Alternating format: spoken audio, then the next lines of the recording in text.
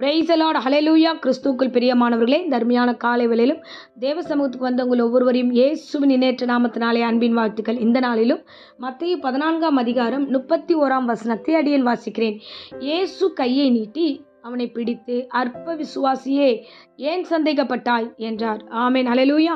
இந்த காலை வேளையிலும் தேவனாகிய கர்த்தர் கேட்கிறார், அற்ப விசுவாசியே ஏன் சந்தேகப்பட்ட, அற்ப விசுவாசியே ஏன் இருக்கிற, ஏன் இந்த நாட்களில் இப்பேற்பட்ட ஒரு சந்தேகம் உங்களுக்கு வந்தது என்று இந்த காலை வேளையில் கேள்வி கேட்கிறார். பாருங்க, இருக்கிறதுலே மோசமான காரியம் எது என்று பார்த்தா அற்பமாக நம்ம நினைக்கிற விஷயம்தான் அற்ப விசுவாசியா இருக்கிறது தான்.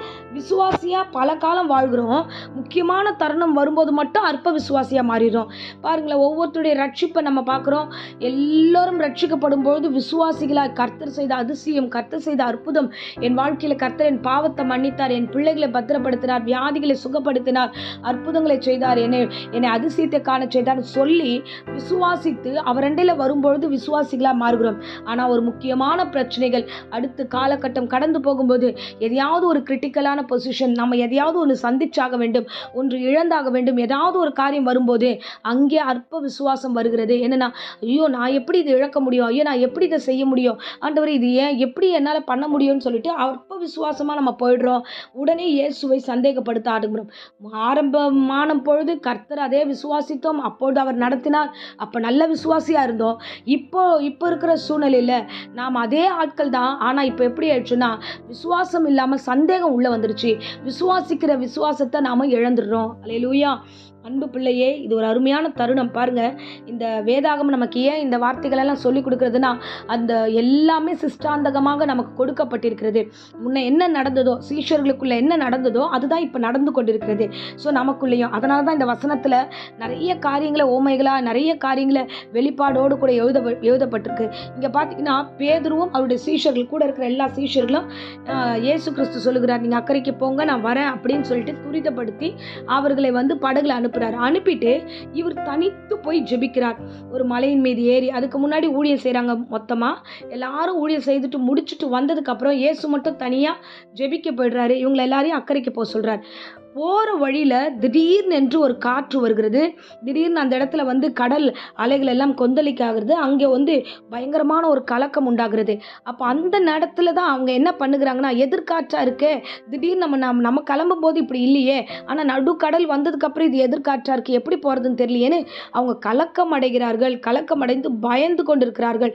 அப்பொழுது இயேசு கிறிஸ்து அங்கே மலையின் மீது ஜெபித்து கொண்டிருக்கிறார். அவர் எல்லாம் அறிந்தவர், முன்னறிந்தவர். ஜெபிக்கும் பொழுதே நாம் தடுமாறுவோம் என்பதை அறிந்துதான் இன்னைக்கு இந்த பிரசங்கத்தை பேசுகிறார். அன்னைக்கு அதே மாதிரி தான் சீஷர்களை அனுப்பிட்டாரு, அவர் போய் ஜெபிக்க போயிருக்காரு. சீஷர்கள் இப்பொழுது தடுமாறுவார்கள் என்பதை ஜெபத்தில், அவர் ஜெபிக்கிற தருணத்தில் அவர் அறிந்து மறுபடியும் அவர் அந்த கடல் மேல நடந்து வருகிறார். இதை பார்த்த சீஷர்கள்லாம் பயப்படுறாங்க. ஐயோ ஆவேசம், பேயின்னு சொல்லிட்டு பயங்கரமா பயத்தில் அலறுகிறார்கள். அப்ப இயேசு சொல்றாரு, இயேசு உடனே அவர்களை பார்த்து, திடன் கொள்ளுங்கள், நான் தான், பயப்படாதீர்கள்.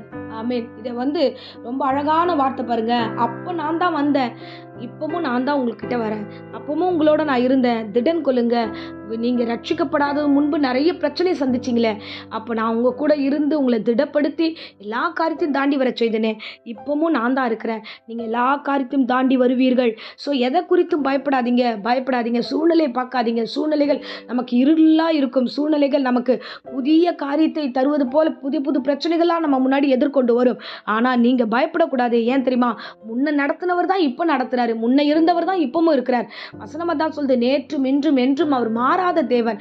அவர் எப்பொழுதும் நம்மளோடு கூட இருக்கிற தெய்வமாக இருக்கிறார். ஆமென், ஹல்லேலூயா.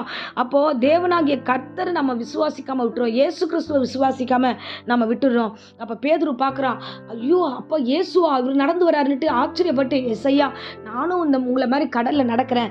அப்போது அவன் போட்டில் இருந்துக்கிட்டு யாரை பார்த்தானா, இயேசுவை மட்டும் பார்த்தான். போட்டில் இருந்துட்டு பார்த்ததுனால, இயேசுவை நானும் வரேன்னு சொல்லிட்டு திடன் அடைஞ்சு அவன் கடலில் இறங்கி நடக்க ஆரம்பிக்கிறான்.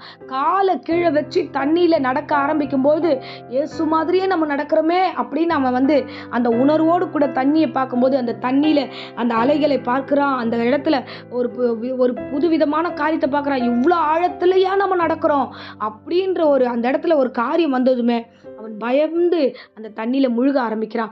அப்போது திடீர்னு அவன் மேலே அந்த எதிர்காற்று வீசினபடினால காற்று பலமாக இருக்கிறத பார்த்து இயேசுவின் முகத்தை பார்த்து கொண்டிருந்தவன் காற்றின் முகத்தை பார்க்க ஆரம்பித்தான். தண்ணீரில் கால் வச்சு தண்ணீர் எப்படி நிற்குதுன்னு அதை பார்க்க ஆரம்பித்தான். சுற்றி இருக்கிற சுச்சுவேஷனை பார்த்தான். அவ்வளோதான், ஆல் அவுட். அப்படியே விழுறான் தண்ணியில். ஐயோ ஆண்டவரே, நான் அமிழ்ந்து போகிறேன், ஆண்டவரே என்னை ரட்சியும் ரட்சியும் அப்படின்னு கத்துறான். அல்லேலூயா. இயேசு நல்லவர். காலை வேளையில் உங்களோடு கூட பேசுகிறார். அதே தேவன் தான், அதே கடல் தான், அதே ஆழத்தில் தான் முன்னாடி நடத்தினார். இப்போவும் நீங்கள் ஆழத்தில் தான் நடந்துக்கிட்டு இருக்கீங்க. நீங்கள் அல்ல, கிறிஸ்துவே உங்களை நடத்தி கொண்டு இருக்கிறார். அதுதான் அவன் விழுந்து கீழே போகும்போது அமிழ்ந்து போகிறேன் போது கையை பிடிச்சி தூக்கி அவனை பிடித்து தூக்கி சொல்லுகிற வார்த்தையை, அற்ப விசுவாசியே ஏன் சந்தேகப்பட்டாய்? அல்லேலூயா. இன்னைக்கு நம்ம அற்பமாக யோசிக்கிறோம். நாள் இருக்கு, பயப்படாதீங்க, எல்லாம் நேர்த்தியாக நடக்கும். தேவன் ஒவ்வொன்றையும் நமக்காக காத்திருக்க செய்திருக்கிறார். எல்லாவற்றையும் ஆயத்தப்படுத்தி செய்திருக்கிறார். எல்லாவற்றையும் நமக்கு கண் முன்பாக கர்த்தர் அற்புதத்தை செய்வார். ஸோ எதை குறிச்சும் பயப்படாமல் தைரியமாக கடந்து போங்க. அதுதான் சீஷனை பார்த்து, தோமாவை பார்த்து கர்த்தர் கேட்குறார். அவர் மரித்து நான் மறுபடியும் எழுந்து வருவேன்னு சொன்னதை விசுவாசிக்கல. அப்பொழுது மறுபடியும் அவர் மரித்து அவர் எழுந்து வருகிறார். 3 நாளுக்கு அப்புறம் மறுபடியும் சீஷர்களுக்கு காட்சி கொடுக்கும்போது அப்போ தோமா அந்த இடத்துல இல்லை. தோமா சந்தேகப்படுகிறான். இங்கே இயேசு வந்தாருன்னு எல்லாரும் சொல்கிறாங்க. அவன் நம்பவே இல்லை. அப்போ தோமாவை பார்த்து, நீ அற்ப விசுவாசியாக இருக்காதப்பா. அல்லேலூயா. விசுவாசம் உள்ளவனாக இருங்க. நம்ம அற்ப விசுவாசியாக மாறிடும். நம்ம பார்த்தா தான் நம்புவோம், செஞ்சாதான் நம்புவோம், நடந்தாதான் நம்புவோம், வீட்டுக்கு எல்லாம் வந்தாதான் நம்புவோம். அப்படி இல்லை. இல்லாதவைகளை இருக்கிற போல அழைக்கிற தேவன். அவரிடத்துல ஒன்றும் இல்லாத பொழுது பிரம்மாண்டமாக இருக்கும்னு நம்புங்க. ஒன்றும் இல்லாத போது சுகம் கிடைக்கும் நம்புங்க. ஒன்றும் இல்லாத போது இந்த காரியம் நடந்தேறும் நம்புங்க. அப்படியே அது நடக்கும். ஆமென். இயேசு மனதில் ஆழத்தில் இருந்து சொல்லுகிறார், ப்ளீஸ் நீங்கள் அற்ப விசுவாசியாக இருக்காதீங்க, அற்ப விசுவாசியாக இருக்காதீங்க, விசுவாசம் உள்ளவர்களாக இருங்க. சந்தேகப்படாமல் நீ அற்ப விசுவாசியாக இருந்து சந்தேகப்பட்டினா தேவனுடைய அற்புதத்தை காண முடியாது. அதனால் கடைசி நேரத்தில் சொல்லுகிறேன் பாருங்க, விசுவாசம் உள்ளவர்களாக இருங்க. சந்தேகம் இல்லாமல் தேவனை நோக்கி பயணிங்க. அன்றைக்கு நடத்தினவர் இன்றைக்கு நடத்துகிறார். இன்றைக்கு நடத்துகிறவர் நாளையும் உங்களை நடத்துவார். ஆமென். இப்பொழுதும் அடியேன் உங்களுக்காக ஜெபிக்கிறேன். அன்பு ரட்சகா, இந்த பிரசங்கத்தை கேட்ட ஒவ்வொரு பிள்ளைகளையும் ஆசீர்வதியும். தேவ பலனும் தேவ கிருபையும் கூட இருக்கட்டும். சந்தேகப்படுகிற எல்லா சுச்சுவேஷன்ஸையும் இயேசு நாமத்தில் சபித்து கட்டுகிறேன். பயப்படாதபடிக்கு, அற்ப விசுவாசியாக இராதபடிக்கு விசுவாசம் உள்ள பிள்ளைகளாய் இந்த பிரசங்கத்தை கேட்ட ஒவ்வொரு குடும்பத்தாரையும், வாலிபர்களையும், ஆண்டவரே பெரியோரையும் சிறியோரையும் எல்லோரையும் ஆசீர்வதியும். இந்த பிரசங்கம் எந்த இடங்களெல்லாம் கேட்கப்படுகிறதோ அங்கெல்லாம் விசுவாசத்தை தட்டி எழுப்புவீராக. நீர்தான் கொண்டு வந்தீர், நீர்தான் நடத்துகிறீர், நீர்தான் செயல்படுத்துகிறீர். அப்படியே இந்த பிள்ளைகள் வாழ்க்கையை ஒப்படைக்கிறோம். அப்பா, இந்த வேலையில் வியாதியோடு பலவீனத்தோடு யாராக இருந்தால் பூரண சுகம் உண்டாகட்டும். எல்லா மருத்துவருடைய அறிக்கையெல்லாம் ஆண்டவர் தலைக்கீழாய் மாறி போகட்டும். நாங்கள் விசுவாசிக்கிறோம், பூரண சுகத்தை கட்டளையிடுகிறோம். இயேசு நாமத்தில் ஜெபிக்கிறோம் ஜீவனுள்ள நல்ல பிதாவே. ஆமென். Praise the lord. God bless you.